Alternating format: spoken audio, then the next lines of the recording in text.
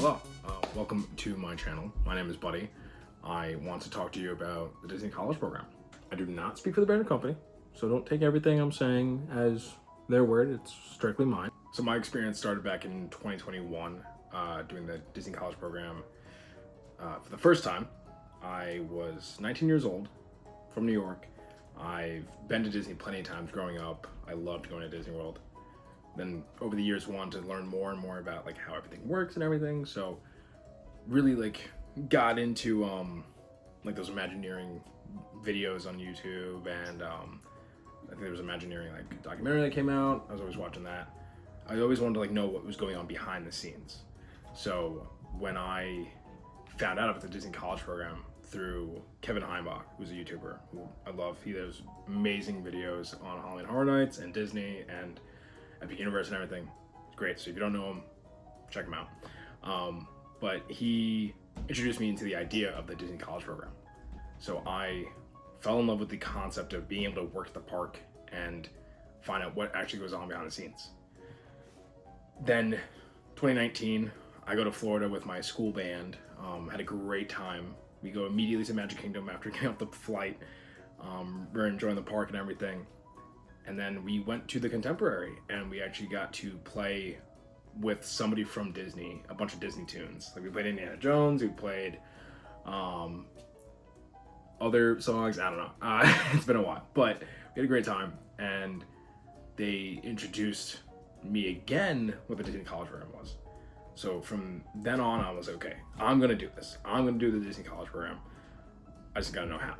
I originally went to school, I was gonna go for music education, but I figured out that filmmaking was more of my forte.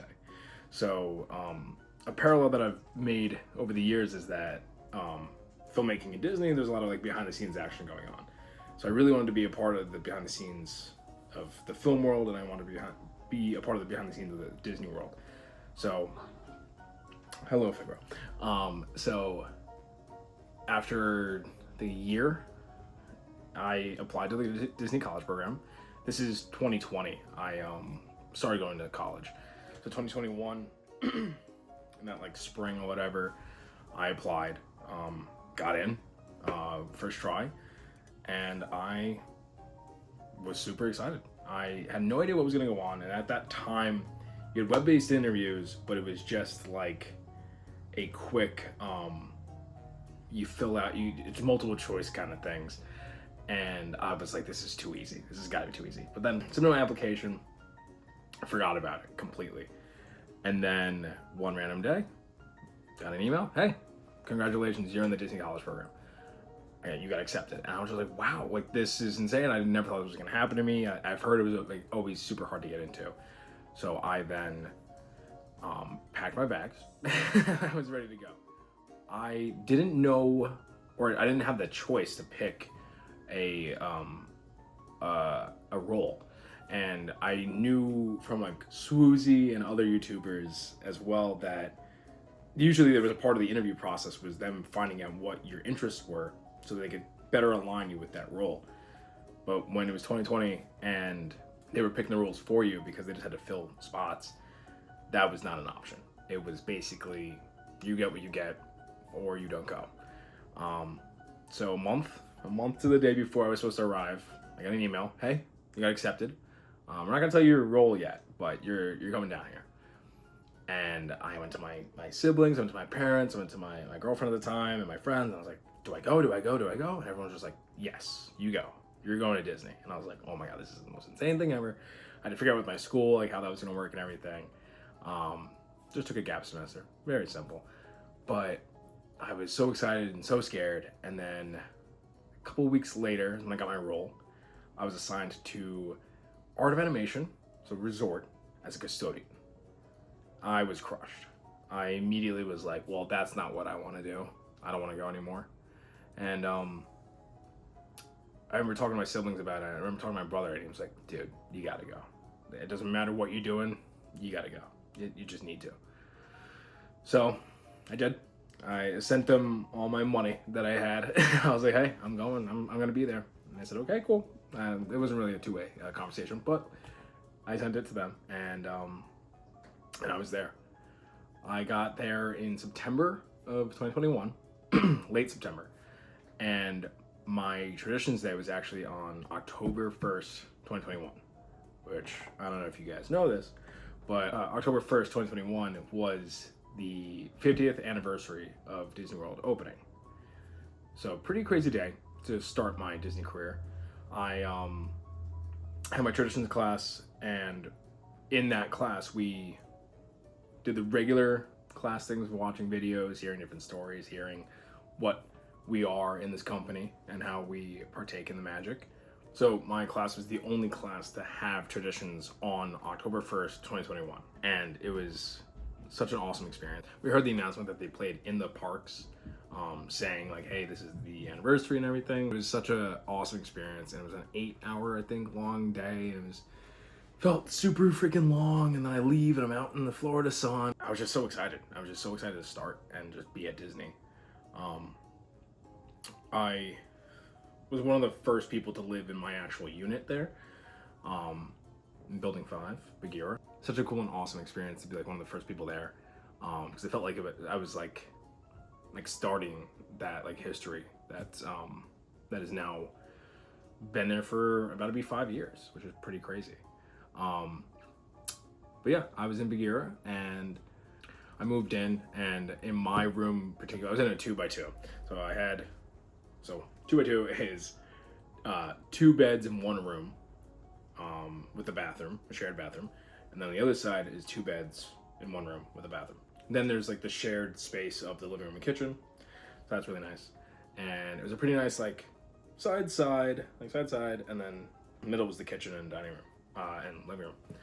So great setup, especially for my first time around.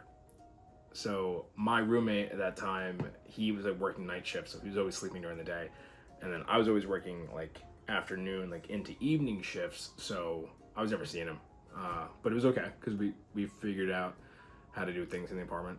And then when I moved in, my roommate on the other side was like a pretty good friend of mine, Zach. He was working at Epcot at the festivals, and he was by himself over there and for a while, and we would always hang out, like play games and stuff and go to the parks, which was fun. But it was a struggle for me, like at first to make a bunch of friends, and it felt like 2 weeks I had to be there before I actually like made some friends, and I usually make friends pretty easily, so like that was a big struggle of mine. I thought it was gonna be very easy, and I think it was just really the time with COVID and everything. Just nobody really wanted to hang out unless like they knew each other already, and they knew each other from work or from living together. So it was a little difficult, but I found my group of people. They were all my coworkers, exactly how I thought it would happen, honestly. So it was pretty cool to meet them all and be good friends with them and hang out with them. I got like Tony, Kaylin, Seamus, Rachel, Van, Gracie, Bo, like list goes on. Great people, and they made my program what it was, honestly, more than anything else. I was working, so the first day my traditions was October 1st, 2021. That's the 50th anniversary. That's when they were doing all those festivities and everything, but also leading into Halloween and then Christmas. So it was like the holidays, and I was there from September to January. So probably the worst time to be working at Walt Disney World, especially as a first-time worker. But thankfully, I wasn't in like the Emporium or anything like in the parks. That's a part that, like, reflecting, I was very grateful to not be working in the parks, because at the hotel it was very great to just interact with guests here and there, but kind of just do my job and then leave and have just like a nice night and just like, yeah, I worked for Disney, but like I wasn't like in the trenches with like everything going on, with the celebrations and everything. But being custodian was awesome. Being custodian meant I was working usually 8.5 hours. The shifts ranged from I think a 7 a.m. or 7:20 a.m. to a 3 something time, like a 3:20 maybe, or there was like a 10 to 6, and then there was a 3:30 to 12. Honestly, ideal. This was the ideal position. I think I've told other people that I found out that got resorts or got custodian, and I'm like, you are lucky. Because every day that we worked, we were reminded that we were the luckiest people to be working at Walt Disney World. We had the best position on property. Because not only were we custodians, we were custodians at Art of Animation, a very Disney themed resort, and we're still on Disney property. So we still got the Disney vibes. We still were giving the Disney vibes, but it was a little bit more laid back. It was very go do your task and then come back and swing around to like everybody else, and you get to see people here and there that like you knew that you worked with. But it was great to just like have the morning breakout, like the afternoon breakout, and know where you guys are going, and then be like, oh, like, do you want to switch spots? Like, do you want to do this instead? Or like, hey, like, I'll see you around because I'm on this position, so I'm gonna pass you. I'll see you around if you guys need help or whatever. So it was always really great, and we had a good bond, our group. So we always helped each other out, which was really nice. And I got a lot of help from some people, which was very, very nice. I really appreciate it all. But so going back to it being the holidays and the celebration, working at the hotel is a 24-hour job. Not for you particularly, but hotels don't shut down. The theme parks barely shut down as is. The hotels don't shut down. There's these 3 shifts during the day, and there's a third party overnight. So you could work any of these 3 shifts, and then come back the next day, and then work the next shift that next morning. So you could leave at 12 and work the next morning at 7. And it was rough. It sucked, honestly, but like it was fun because then after that shift, you get off at 2:30, 3 o'clock, whatever, and then you're already on your way to the park. You can just do whatever you want now with your time. Take the Skyliner, go resort hopping, go to Universal if you really wanted to, whatever. You had the time. It was awesome with those shifts like that. I found it challenging to have the 3:30 start because, well, if I got home at 12, left at 12, got home at like 1, maybe 2 o'clock, I fall asleep. That means I'm waking up at like 10 to get like a nice 8 hours of sleep. And then 11 o'clock I'm out of bed. 12 o'clock I'm getting ready, starting my day. 1 o'clock I'm maybe doing something, maybe seeing someone, grabbing something from the store if I have the time. I'm already on the way to work. The bus schedules honestly were really rough that time. My stop was like one of the last stops on the route, so I had to sit through like all the Caribbean beach resorts and Pop Century and everything and whatever, all the way over to Art of Animation. But going back to the hours and days, you typically would work 5 days a week, 5 to 6 days, I'd say. But there were some days,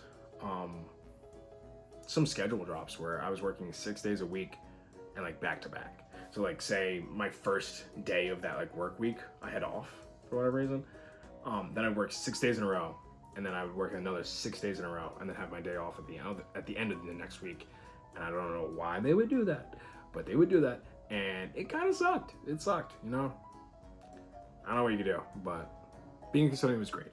It was great for seeing people at the holidays and seeing everybody day to day running from the lobby to the Skyliner and seeing them all have a good time, seeing all the different cars and Crush and all the cool different statues and everything that made that resort so cool. So next time that you get a role that you don't want, just please stick with it, see how it goes. Unless it's quick service. So what I took from my experience in my first program was really just have fun. Enjoy what you're doing. But even if it's the worst job in the world, just stick with it. Make the most out of it and just have fun. We were learning like the water art at a point. That was fun to do for guests. We were doing little dance parties in here and there. We were doing giveaways, have little things to give away people like candy and whatever. So like you could always make magic out of nothing, honestly. Make the most out of any role that you get. If it's an attraction, if it's custodial, if it's quick service, if it's housekeeping, whatever it is, make the most out of it. You're gonna love it. So with all that being said, there's definitely more I could be talking about right now. I would love to talk about more and tell you about my second program where I was an attractions cast member at Adventureland. So I'd love to get into that. But for now, I'll just leave you with everything I talked about today and see you in the next one.